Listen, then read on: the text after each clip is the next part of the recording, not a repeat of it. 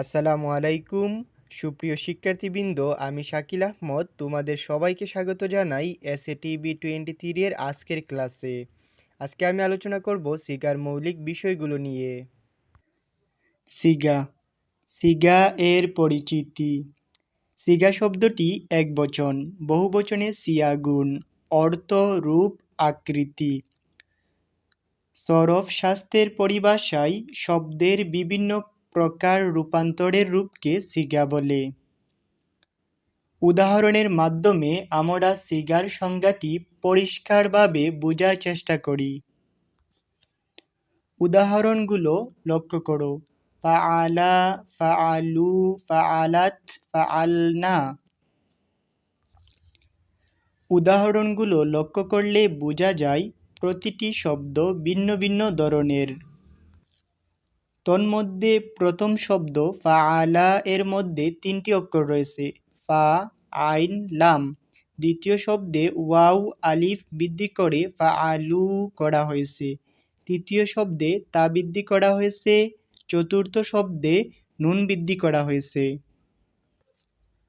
প্রত্যেকটি শব্দে অক্ষর বৃদ্ধি করে বিভিন্ন রূপ গঠন করা হয়েছে। এভাবে এক একটি শব্দ এক এক ধরনের রূপ ধারণ করেছে।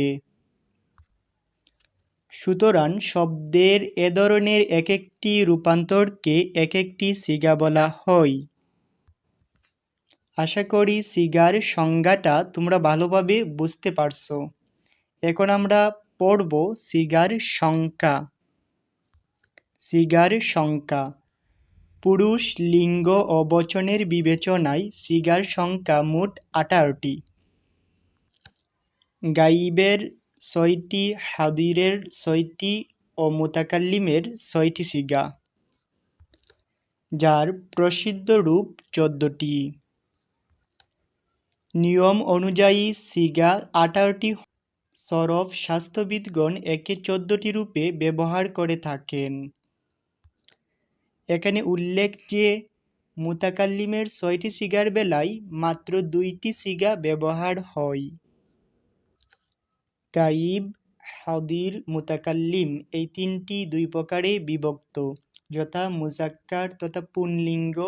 যে শব্দ দ্বারা পুরুষ জাতি বোঝায় তাকে মুজাক্কার বলে। মুয়ান্নাস তথা স্ত্রীলিঙ্গ। যে শব্দ দ্বারা স্ত্রী জাতি বোঝায় তাকে মুয়ান্নাস বলে। এদের প্রত্যেকটি আবার 3 প্রকারে বিভক্ত, যথা ওয়াহিদ তথা একবচন। যে শব্দ দ্বারা একটি মাত্র ব্যক্তি বা বস্তু বোঝায় তাকে ওয়াহিদ তথা একবচন বলে। তাসনিয়া বা দ্বিবচন। যে শব্দ দ্বারা দুটি বস্তু বা ব্যক্তি বোঝায় তাকে তাসনিয়া তথা দ্বিবচন বলে।